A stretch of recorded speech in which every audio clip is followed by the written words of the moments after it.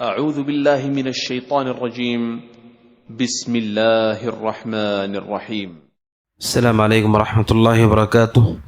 الحمد للہ رب العالمین وصلی اللہ وسلم وبارک علی عبدہ ورسول محمد وعلی آلہ وصحبہ اجمعین وعلی من تبعہم بإحسان الی یوم الدین. اما بعد، سنن ترمذی کی حدیث ہے. حضرت ام المؤمنین عائشہ رضی اللہ تعالی عنہ نے نبی صلی اللہ علیہ وسلم سے ایک عظیم سوال کیا، اور اس سوال کا تعلق رمضان کے آخری عشرے اور لیلۃ القدر سے متعلق ہے. سوال یہ کیا، انہوں نے کہا اللہ کے نبی، یا رسول اللہ، ارأیت ان علمت ای لیلۃ لیلۃ القدر، اللہ کے نبی مجھے بتائیے اگر مجھے معلوم ہو جائے کہ کون سی رات لیلۃ القدر ہے، ما اقول فیہا، میں اس میں کیا کہوں سے مراد کیا دعا کروں. یہ ام المؤمنین کا بہت عظیم سوال ہے جو ہر مومن کے دل میں ہوتا ہے کہ اس عظیم رات میں آخر اللہ سے کیا مانگا جائے. مانگنے کی تو بہت ساری چیزیں ہیں اور سب مانگ سکتے ہیں، ان میں سب سے زیادہ اہمیت کس کو دی جائے.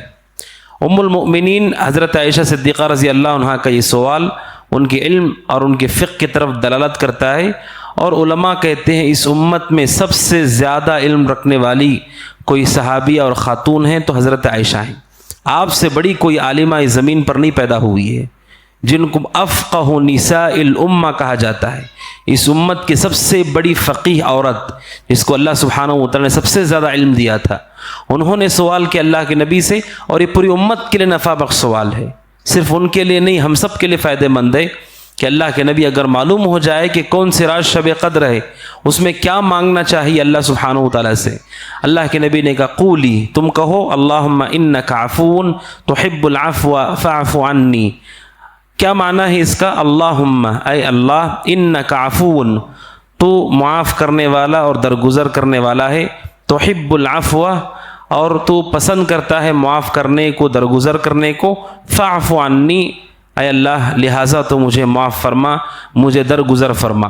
یہ عظیم دعا ہے جو نبی صلی اللہ علیہ وسلم نے سکھائی. اس دعا میں مومن اللہ سے کیا چیز مانگتا ہے؟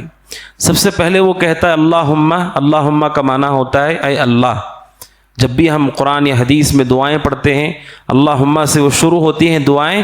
یہ اللہ کو پکارنا ہے، اور یہ اللہ کو بے حد پسند ہے کہ مومن مسلمان اسے پکارے اپنی پریشانی میں بھی، خوشحالی میں بھی، اور کہے اللہم، اے اللہ، انک عفون، بے شک تو معاف کرتا ہے، درگزر کرتا ہے.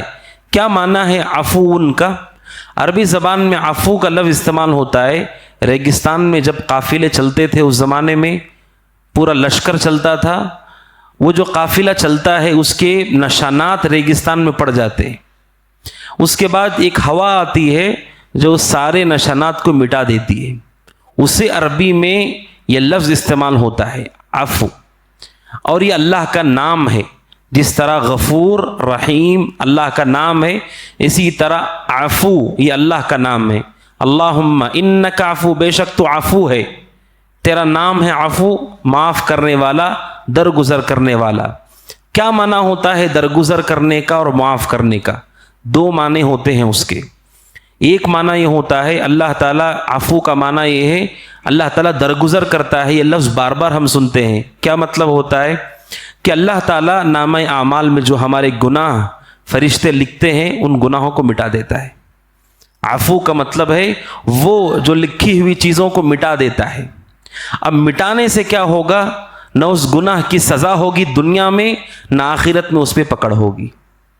دنیا میں بھی کوئی مصیبت آئے گی نہیں، کیونکہ وہ مٹایا جا چکا ہے، اور ایسا مٹایا جاتا ہے کہ اس کا کوئی نشان نہیں چھوٹتا ہے. ایسا مٹایا جاتا ہے جس طرح ریگستان میں چلنے والی زوردار ہوا قافلے کے پورے نشانوں کو مٹا دیتی ہے، اسی طرح ہم اللہ سے کہتا ہے تو عفو ہے، تو گناہوں کو مٹاتا ہے، کوئی نشان نہیں چھوڑتا. علماء کہتے ہیں اس کا مطلب یہ ہوتا ہے جب نشان ہی نہیں ہے، جب گناہ ہی نہیں ہے نامہ اعمال میں، تو پھر سزا دنیا میں کیسی ہوگی، آخرت میں کیسی ہوگی. تو ہم اللہ سے کہتے ہیں اللہ تیرا نام عفو ہے. اللہ کے نام کا وسیلہ ہم دیتے ہیں، اور یہ سنت سے ثابت، قرآن سے ثابت وسیلہ ہے. اللہ سبحانہ و تعالیٰ کہتا ہے وَلِلَّهِ الْأَسْمَاءُ الْحُسْنَى فَادْعُوهُ بِهَا، اللہ کے اچھے اچھے نام ہیں، اس کا وسیلہ دے کے اللہ کو پکارو. یہ ہمیں آنا چاہیے. رزق کے بارے میں اللہ سے دعا کرتے ہوئے یا رزاق کہنا چاہیے، رحم کی دعا کرتے ہوئے یا رحیم کہنا چاہیے اور دعا کرنا چاہیے. جو دعا کر رہے ہیں اسی کے مناسب اللہ کا نام لے کر پکارنا چاہیے. یہ اللہ کو پسند ہے اور اس سے دعا قبول ہوتی ہے. اس کے لیے ہمیں اللہ کے ناموں کو معلوم کرنا ہوگا، یاد کرنا ہوگا. یہاں پر ہم شب قدر میں کہتے ہیں اے اللہ تو عفو ہے، درگزر کرتا ہے، تیرے درگزر کرنا تحب العفو، تجھے پسند بھی ہے درگزر کرنا. یہ اللہ کو اس کی صفت کا حوالہ دیا جاتا ہے کہ نہ صرف یہ کہ اللہ معاف کرتا ہے، اسے ایسا کرنا پسند ہے کہ لوگوں کے لکھے ہوئے گناہوں کو مٹا دینا اور اس کے بعد ان کی کوئی پکڑ نہ ہو، یہ کام اللہ کو پسند ہے. ایسا نہیں کہ وہ نہیں چاہتا ہے اور ہم بار بار اصرار کر رہے ہیں، بلکہ اللہ کو یہ پسند ہے. اسے پسند ہے کہ لوگوں کے گناہوں کے نشانات کو مٹا دیا جائے اور ان کی مغفرت کی جائے. لہٰذا اللہ سے ہم کہتے ہیں تحب العفو، اے اللہ تجھے معاف کرنا پسند ہے. علماء کہتے ہیں اللہم انک عفو تحب العفو. یہ تینوں چیزیں اللہ کی تعریف ہیں. یہ تینوں کی تینوں چیزیں اللہ کی تعریف ہیں. دعا تو آخر میں ایک لفظ میں ہے بس. یہ تین چیزیں اللہ کی تعریف ہیں اور ایسے ہی دعا بھی کرنا چاہیے. اللہ کی خوب تعریف کرنا چاہیے، حمد و ثنا کرنا چاہیے. تین چیزیں اللہ کی تعریف ہیں. اللہ تعالیٰ گناہ کو معاف کرتا ہے، نشانات کو مٹاتا ہے. ایک معنی عفو کا یہ ہے. اور دوسرا معنی جب ہم کہتے ہیں عفو درگزر کرنے والا، اس کا معنی ہوتا ہے کہ وہ ہمارے گناہوں پہ پردہ ڈالتا ہے. اور جتنی بھی لوگ زندگی گزارتے ہیں خوشحالی کے ساتھ، صرف اس وجہ سے گزار پاتے ہیں کہ اس نے ہمارے گناہوں پہ پردہ ڈال رکھا ہے. اگر وہ پردہ ہٹا دے، کوئی انسان کسی دوسرے انسان سے نہ ملے گا نہ سلام کرے گا. اتنے گناہ ہم کرتے ہیں، نافرمانی کرتے ہیں، اور ہماری دلوں میں اتنا شر پایا جاتا ہے کہ چہرے پہ مسکراہٹ ہوتی ہے اور دل میں لعنت کر رہے ہوتے ہیں. اگر اللہ ان ساری چیزوں کو کھول کر باہر رکھے تو پوری زمین میں آگ لگ جائے گی، پوری زمین تباہ ہو جائے گی. اسی لیے علماء کہتے ہیں جتنے لوگ ہم آپس میں مل جل کر رہتے ہیں، جیسے بھی رہتے ہیں، صرف اس وجہ سے کہ اس نے ہمارے گناہوں کو چھپا کے رکھا ہے. ماں باپ کو نہیں معلوم بچے کتنے گنہگار ہیں، بچوں کو نہیں معلوم ماں باپ کتنے گنہگار ہیں، بھائی کو نہیں معلوم کہ بہن کتنی گنہگار ہے، کسی کو نہیں معلوم.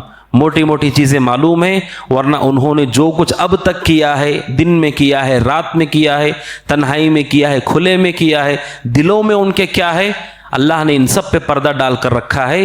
اور یہ اللہ سبحانہ و تعالیٰ کی صفت ہے. اللہ تعالیٰ درگزر کرتا ہے. یہ لفظ آپ سنتے ہیں، اس کا معنی یہ ہے کہ گناہ کو مٹاتا ہے اور لوگوں کے گناہ پہ پردے ڈال دیتا ہے. نتیجہ یہ ہے کہ لوگ اسے دیکھ نہیں پاتے ہیں، جس کی وجہ سے عزت برقرار رہتی ہے، جس کی وجہ سے احترام ہمارا باقی رہتا ہے.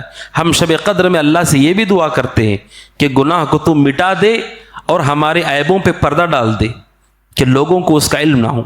اللہ جانتا ہے، ہمارا رب ہے، اس سے کوئی چیز چھپی ہوئی نہیں ہے. لیکن لوگ دیکھ لیں گے، جان لیں گے تو پھر ہماری عزت میں کمی واقع ہوگی اور ہمیں کافی مشکل ہوگی. اس لیے کہ اللہ تو معاف کرتا ہے لیکن لوگ معاف نہیں کرتے. تو اللہ سے ہم کہتے ہیں کہ ہمارے عیبوں پہ پردہ ڈال دے. دوسرا معنی اس کا یہ ہوتا ہے. اللہ کی تعریف کرنے کے بعد آخر میں کیا کہتے ہیں؟ فاعف عنی، اے اللہ لہٰذا تو میرے ساتھ درگزر کا معاملہ فرما، مجھے معاف کر دے. یعنی دونوں چیزیں آ جاتی ہیں کہ میرے گناہوں کو بخش دے، اس کے نشانات کو مٹا دے، اس سے ہونے والے نقصان کو ختم کر دے اور میرے عیبوں پہ پردہ ڈال دے. علماء کہتے ہیں ایسی عظیم دعا ہے کہ اگر یہ دعا قبول ہو گئی، دنیا آخرت کی کامیابی کی ضمانت ہے اس میں. اس لیے کہ جب گناہ ہی مٹ گئے، نشانات بھی مٹ گئے، نہ دنیا میں مصیبت ہوگی نہ آخرت میں مصیبت ہوگی. کیونکہ قرآن کہتا ہے کہ مصیبت تو گناہ کی وجہ سے ہی ہوتی ہے. اور وہاں پر بھی اللہ نے یہی لفظ استعمال کیا ہے کہ جو بھی تمہیں مصیبت پہنچتی ہے گناہوں کی وجہ سے، وَيَعْفُو عَنْ كَثِيرٍ، اللہ کہتا ہے وہ عفو کر دیتا ہے بہت سارے گناہوں کو. وہاں بھی اللہ نے یہی لفظ استعمال کیا. جب گناہ معاف ہو جائیں گے تو خود بخود انسان اللہ سبحانہ و تعالیٰ کا مقرب ہوگا. یہ عظیم دعا خاص طور پر آخری عشرے میں، تاقراتوں میں اہتمام سے ہمیں پڑھنا چاہیے. اس کے معنی مفہوم کو سمجھتے ہوئے کہ ایسی دعا ہے کہ دنیا آخرت کا سارا خیر اس میں الحمدللہ موجود ہے، اور اگر یہ قبول ہو جائے تو ہماری نجات ہے اس میں. اس لیے کہ اللہ سبحانہ و تعالیٰ خود درگزر کرتا ہے اور اسے پسند بھی ہے کہ لوگ بھی درگزر کریں، اسے خود بھی درگزر کرنا پسند ہے۔ اللہ سبحانہ و تعالیٰ سے دعا ہے کہ اللہ تعالیٰ ہم سب کو اس دعا کا اہتمام کرنے کی توفیق عطا فرمائے اور ہم سب کے گناہوں سے اللہ تعالیٰ ہمیں درگزر فرمائے، آمین۔ ھذا وصلی اللہ وسلم علی نبینا محمد وعلی آلہ وصحبہ اجمعین۔ السلام علیکم ورحمۃ اللہ وبرکاتہ۔